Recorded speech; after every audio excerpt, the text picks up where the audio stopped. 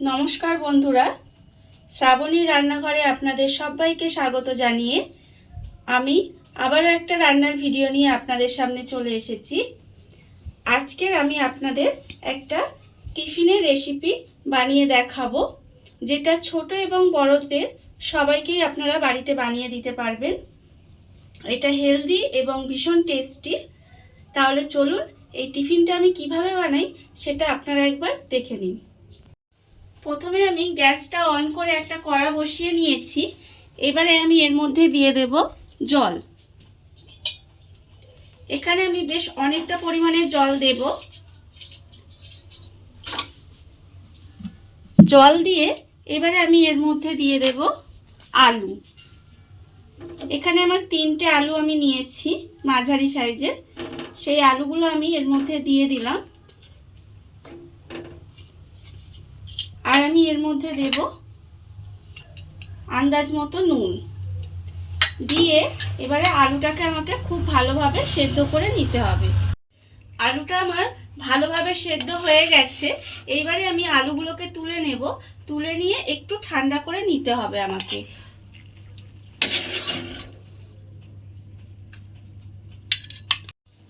আলু সেদ্ধটা আমার ঠান্ডা হয়ে গেছে। এইবারে আমি আলুগুলোকে নিয়ে ভালোভাবে এরকম একটা গ্রেটার নিয়ে নেব। গ্রেটারের সাহায্যে আলুগুলোকে কিন্তু আমায় গ্রেট করে নিতে হবে। আলুটা আমি এখানে গ্রেট করে রেখে দিয়েছি।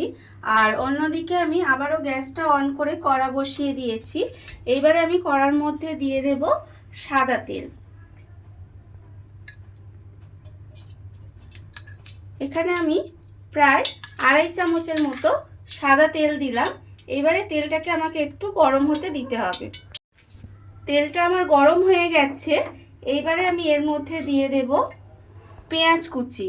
এখানে আমি একটা বড় সাইজের পেঁয়াজ ছোট ছোট করে কুচিয়ে রেখে দিয়েছি। সেই পেঁয়াজ কুচিটা আমি এর মধ্যে দিয়ে দেব। দিয়ে এবারে পেঁয়াজটাকে আমাকে প্রথমে একটু ভেজে নিতে হবে। পেঁয়াজটা আমি এখানে হালকা করে ভেজে নিয়েছি। এইবারে আমি এর মধ্যে দিয়ে দেব কাঁচা লঙ্কা কুচি। এখানে আমি 3টে কাঁচা লঙ্কা কুচিয়ে রেখেছি। আর আমি এটা এখানে দিয়ে দিলাম। আপনারা কতটা ঝাল খাবেন সেটা বুঝে কিন্তু লঙ্কাটা দেবেন। এবারে কাঁচা লঙ্কাটা দিয়ে একটু আমি নাড়াচাড়া করে নিলাম। এবারে আমি এর মধ্যে দিয়ে দেব রসুন বাটা। এখানে আমি 1 চামচ পরিমাণে রসুন বাটা দিলাম। দিয়ে এবারে আমি আবারও কিন্তু একটু ভাজা ভাজা মতো করে দেব, যাতে রসুনের যে কাঁচা গন্ধটা থাকে সেটা যাতে চলে যায়। রসুনটা দিয়ে আমি একটু ভাজা ভাজা মতো করে নিয়েছি। এইবার আমি এর মধ্যে দিয়ে দেব 1 চামচ পরিমাণের আদা বাটা। আদা বাটা আমি এর মধ্যে দিয়ে দিলাম। আর আমি দেব টমেটো কুচি। এখানে আমি একটা ছোট সাইজের টমেটো একদম কুচিয়ে রেখেছিলাম ছোট ছোট করে। সেই টমেটোটা আমি এর মধ্যে দিয়ে দিলাম। দিয়ে আবারও একটু কিন্তু আমাকে কষিয়ে নিতে হবে।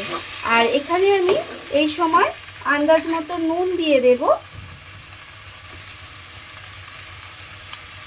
নুনটা দেওয়ার ফলে টমেটোটা নরম হয়ে যাবে।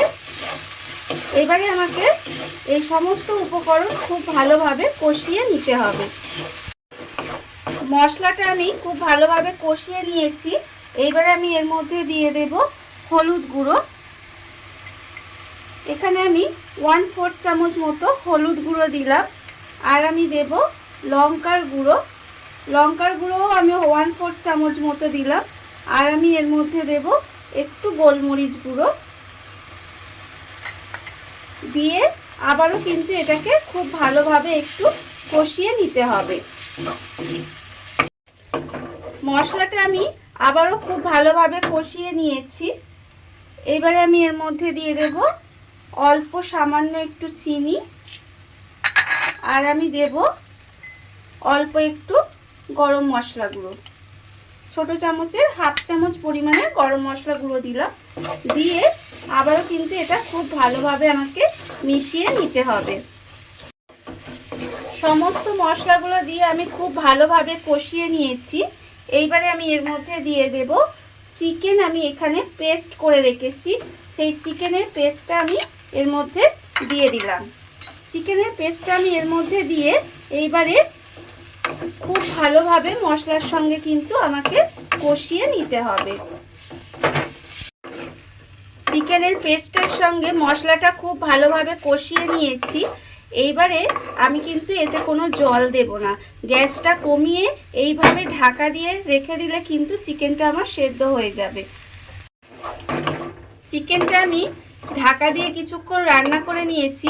রান্না করে নেওয়ার ফলে চিকেনটা কিন্তু আমার সেদ্ধ হয়ে গেছে। এইবারে আমি এর মধ্যে দিয়ে দেব যে এখানে আলুটা আমি সেদ্ধ করে গ্রেট করে রেখে দিয়েছিলাম, সেই আলু সেদ্ধটা কিন্তু আমি এর মধ্যে দিয়ে দেব। দিয়ে এইবারে এই চিকেনের সঙ্গে আলু সেদ্ধটা খুব ভালোভাবে কিন্তু আমাকে মিশিয়ে নিতে হবে। চিকেনের সঙ্গে আলুটা দিয়ে ভালোভাবে মিশিয়ে নিয়েছি। মিশিয়ে নিয়ে প্রায় মিনিট 5 মতো একটু রান্না করে নিয়েছি। এবার আমি এর মধ্যে দিয়ে দেব গোলমরিচ গুঁড়ো। এখানে আমি ওপর থেকে অল্প সামান্য একটু গোলমরিচ গুঁড়ো এর মধ্যে দিয়ে দিলাম। দিয়ে আবারও কিন্তু একটু নেড়েচেড়ে নেব, নিলেই কিন্তু আমার যে ভিতরের পুরটা সেটা কিন্তু আমার রেডি হয়ে যাবে। এবারে আমি এটাকে ঢেলে একটু ঠান্ডা করে নিতে হবে। পুরটা আমি এখানে ঠান্ডা করে নিয়েছি। এবারে আমি পাউরুটি নিয়ে নেব। পাউরুটির মধ্যে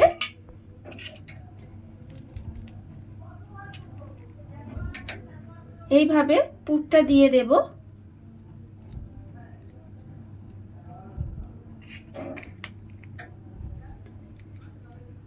দেখুন এইভাবে কিন্তু আমাকে খুব ভালোভাবে পুরটা এর মধ্যে দিয়ে দিতে হবে।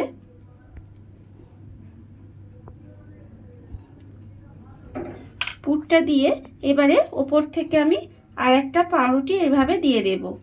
এইভাবে কিন্তু আমাকে এরকমভাবে গড়ে নিতে হবে। এইভাবে প্রথমে পুর দিয়ে পাউরুটির মধ্যে আমি বানিয়ে রেখে দিয়েছি। আর অন্যদিকে আমি কিন্তু গ্যাসটা অন করে আবারও একটা চাটু বসিয়ে দিয়েছি। এইবারে আমি এর মধ্যে দিয়ে দেব হাফ চামচ মতো বাটার। এবারে বাটারটা আমি একটু গলতে দেব। বাটারটা আমার গলে গেছে। এইবারে আমি এইভাবে পাউরুটিটা দিয়ে কিন্তু এপিট ওপিট করে সেঁকে নিতে হবে আমাকে।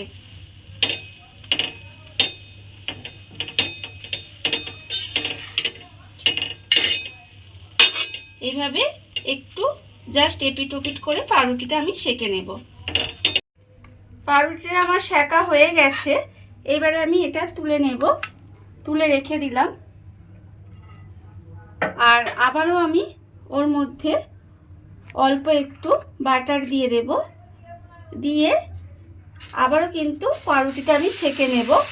এইভাবে প্রত্যেকটা কিন্তু আমাকে বানিয়ে নিতে হবে। আর যতবার আমি পাউরুটিটা সেঁকবো ততবার কিন্তু একটু একটু করে বাটার দিতে হবে। এইভাবে কিন্তু আমার প্রত্যেকটা বানিয়ে নিতে হবে।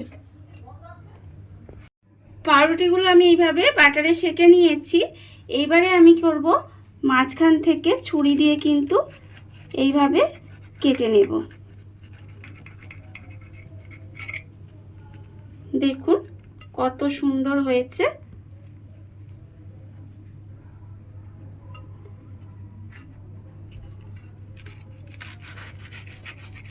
আমার কিন্তু টিফিন হেলদি এবং টেস্টি টিফিন কত সুন্দর তৈরি হয়ে গেল।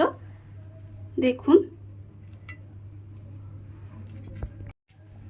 দেখুন বন্ধুরা, আপনারা দেখতেই পেলেন যে কত অল্প উপকরণ দিয়ে কত সুন্দর হেলদি এবং টেস্টি টিফিন বানানো হয়ে গেছে।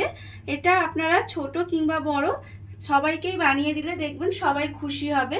আর আপনারাও বাড়িতে বানাবেন। আর এই ভিডিওটা যদি আপনাদের ভালো লেগে থাকে তাহলে লাইক করবেন, কমেন্ট করবেন আর সাবস্ক্রাইব করবেন আমার চ্যানেলকে। আজ এই পর্যন্ত, নমস্কার।